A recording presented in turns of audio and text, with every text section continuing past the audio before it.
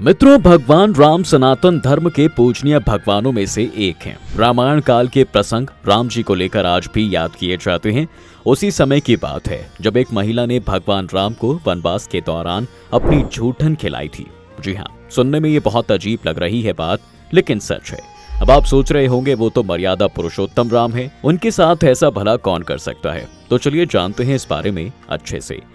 नमस्कार दर्शकों, स्वागत है आपका द डिवाइन टेल्स पर। आपको बता दें कि ये बात उस समय की है जब भगवान राम का जन्म भी नहीं हुआ था। उस समय भील आदिवासी कबीले के मुखिया अज के घर बेटियां पैदा हुई थीं, जिनमें एक का नाम था श्रमणा और दूसरी का नाम था शबरी। कहते हैं मित्रों, शबरी की माता इंदुमती उसे खूब प्यार करती थी। अपने बचपन से ही शबरी पशु पक्षियों की भाषा समझकर उनसे बातें किया करती थी, और जब शबरी की माता उसे देखती तो वो कुछ समझ ही नहीं पाती। कुछ समय बाद एक पंडित भील मुखिया के घर पर आते हैं और उन्होंने शबरी के परिवार को बताया कि वे आगे चलकर सन्यासी बन सकती हैं। और ये सब सुनने के बाद शबरी के पिता ने उसका रिश्ता कहीं और तय कर दिया। जैसे कि शादी के दिन पास आ रहे थे तो शबरी के घर वालों ने खूब सारी बकरियां और दूसरे जानवर घर के पास लाकर बांध दिए। अब मित्रों, राम जी की बात हो तो ऐसे में हम आपको बता दें कि बहुत जल्द ही अयोध्या में भव्य राम मंदिर के दर्शन होने वाले हैं।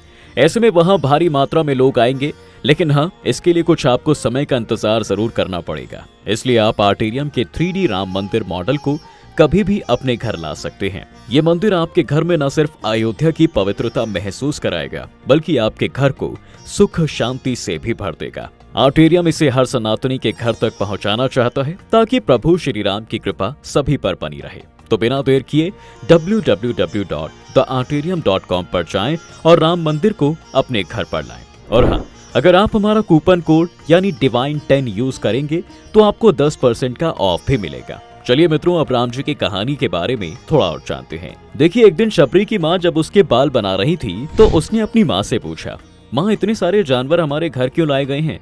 तब उसकी माता ने जवाब दिया, बेटी तुम्हारी शादी होने वाली है, इसलिए हम लोगों ने इनका इंतजाम बलि के लिए किया हुआ है। तुम्हारी शादी के दिन ही ये बलि प्रथा होगी और फिर इनसे स्वादिष्ट भोजन बनाकर सबको खिलाया जाएगा। माता की बातें सुनकर शबरी दुखी हो जाती है। काफी देर तक शबरी ने उन जानवरों को आजाद करने के बारे में सोचा। फिर सोचते सोचते उसके मन में एक ख्याल आया कि अगर ये जानवर यहाँ नहीं होंगे तो इनकी बलि रुक सकती है, और अगर ऐसा नहीं हुआ तो मेरे घर से कहीं चले जाने पर ही ये बलि रुक सकती है। जब मैं ही नहीं रहूंगी तब न शादी होगी और न ही बलि प्रथा। इससे बेचारे मासूम जानवर तो बच जाएंगे। अब इसी सोच के साथ शबरी वहां पहुंची जहां पर जानवर रखे हुए थे। उसने सोचा कि उन्हें खोल देती हूँ, लेकिन वो ऐसा कर नहीं पाई, जिसके बाद वो जंगल की तरफ भागने लगी। भागते भागते शबरी ऋषिमुख पर्वत पर पहुंच गई। वहां करीब 10,000 ऋषि रहा करते थे। शबरी को लगा कि वो भी इसी जंगल में किसी तरह ऋषि मुनियों की सेवा करके अपना जीवन गुजार लेगी। फिर वो चुपचाप उसी जंगल में एक कोने में किसी तरह से रहने लगी। शबरी हर दिन ऋषि मुनियों की झोपड़ी के आगे झाड़ू लगाती और हवन के लिए लकड़ियां भी लाकर उन्हें देती थी। वहां रह रहे ऋषि मुनियों को समझ नहीं आ रहा था कि जंगल में उनके काम अपने आप कैसे हो रहे हैं। ऐसा कई दिनों तक होता रहा, जिसके बाद एक दिन शबरी को किसी ऋषि ने देख लिया। उसे देखते ही उसका परिचय पूछा। जैसे ही शबरी ने बताया कि वो एक भील आदिवासी परिवार से है, तो उसे ऋषियों ने बहुत खरी खोटी सुनाई।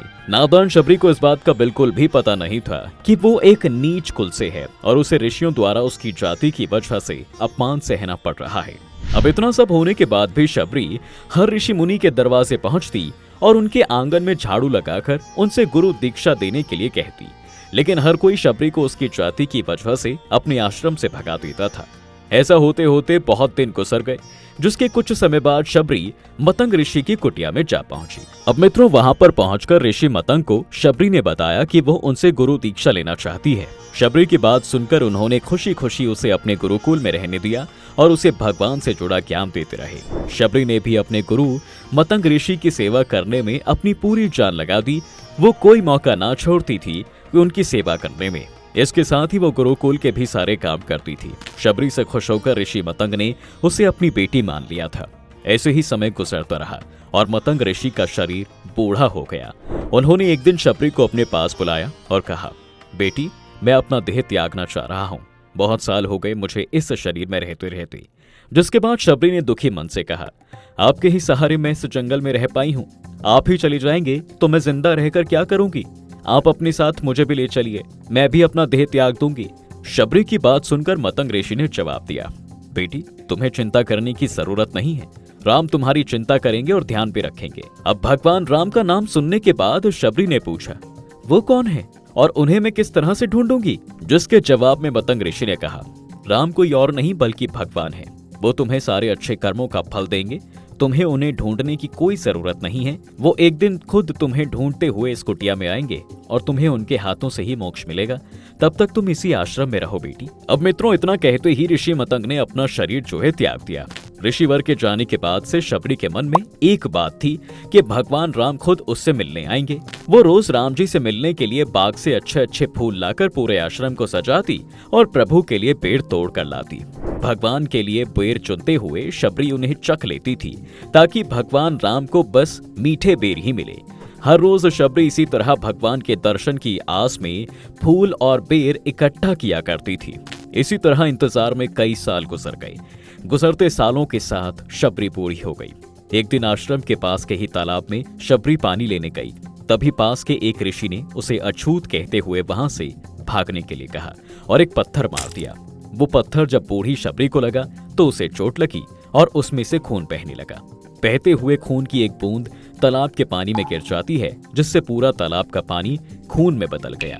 ये सब होता देख ऋषिवर ने शबरी को ही डांटा और कहा, अरे पापिन, तेरी वजह से पूरा पानी खराब हो गया। वहीं रोज ऋषि उस पानी को साफ करने के लिए अपनी कई तरह की विद्याओं का उपयोग करते। कई सारी कोशिश करने के बाद भी कुछ नहीं हुआ। फिर उन्होंने गंगा जैसी बहुत सी पवित्र नदियों का पानी भी उस तालाब में डाला, फिर भी उस तालाब का पानी साफ नहीं हो पाया और वो खून से भरा ही रहा। मित्रों, बता दें कि कई सालों तक तालाब के पानी को साफ करने की कोशिश के बाद भी कुछ काम नहीं हुआ, तो ऋषि ने इसके बाद थककर सब कुछ करना बंद कर दिया। अब इस घटना के कई सालों बाद भगवान राम अपनी पत्नी सीता के हरण के बाद उन्हें ढूंढते हुए उसी तालाब के पास पहुंचे। प्रभु को देखते ही ऋषि मुनियों ने उन्हें पहचान लिया। भगवान राम को वहां देखकर ऋषियों ने तालाब का पानी साफ करने के लिए प्रभु को अपने पैर उसमें डालने के लिए कहा। ऋषि मुनियों ने भगवान से भी कई तरह की कोशिश करवाई, लेकिन वो पानी जस का तस खून जैसा ही बना रहा। तब भगवान प्रभु ने ऋषियों से पानी के खून में बदलने की कहानी पूछी। तब ऋषि ने शबरी को पत्थर मारने वाली सारी बात बता दी और कहा कि वो महिला ही अपवित्र है प्रभु, छोटी जात की है, इसलिए ये सब हुआ है। ऋषिवर की बात सुनकर भगवान राम ने कहा, ये सब आप लोगों की खराब बातों से हुआ है। शबरी को इस तरह की बुरी बातें बोलकर आप लोगों ने उसे नहीं बल्कि मेरे दिल को दुखाया है। इसी घायल दिल के खून का प्रतीक ये तालाब का पानी लाल है। भगवान राम ने आगे बोला, वो कहाँ है? उनसे मैं मिलना चाहता हूँ। अब मित्रों, प्रभु के इतना बोलते ही शबरी उसी तालाब के पास पहुंच जाती है और उसी समय शबरी के पैर को ठोकर लगती है और कुछ धूल उस तालाब में गिर जाती है। देखते ही देखते सारा पानी साफ हो जाता है। ये सब देखकर सभी ऋषि चौंक जाते हैं, जिसके बाद भगवान सबसे कहते हैं, देखिए आप लोगों ने क्या कुछ नहीं किया, लेकिन पानी साफ नहीं हो पाया। अभी बस इनके पैर की थोड़ी सी धूल ने ही तालाब का पानी साफ कर दिया। राम जी को शबरी पहचान चुकी थी। प्रभु को प्रणाम करके शबरी ने कहा, भगवान आप मेरे साथ कुटिया में चलिए। जिसके बाद भगवान भी खुशी खुशी शबरी के साथ चल दिए।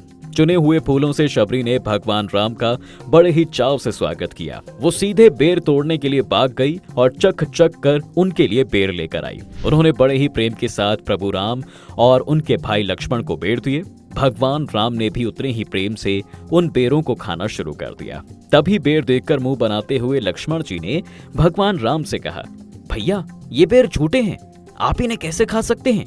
जिस पर श्री राम ने जवाब दिया, लक्ष्मण ये झूठे नहीं हैं, बल्कि बहुत मीठे हैं। शबरी माई हम सबके लिए ये बहुत प्यार से लेकर आई हैं। इतना कहकर राम जी बड़े प्यार से बेर को खाने लगे।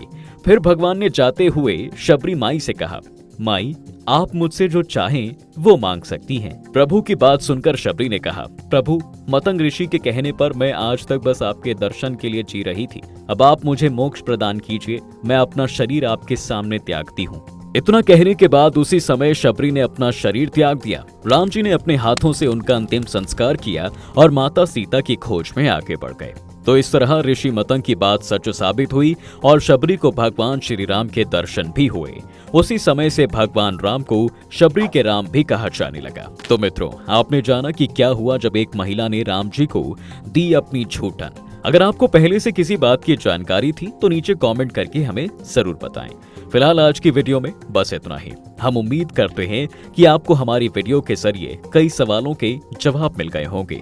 अगर ये वीडियो आपको पसंद आई है तो इसे लाइक और शेयर जरूर कीजिएगा। अगर आपने हमारे चैनल को सब्सक्राइब नहीं किया है तो जरूर करिए। इसके साथ ही मुझे दे इजाजत। इस वीडियो को अंत तक देखने के लिए आपका बहुत बहुत शुक्रिया। और हाँ, अब आप हमारे सभी वीडियोस फेसबुक पर भी देख सकते हैं।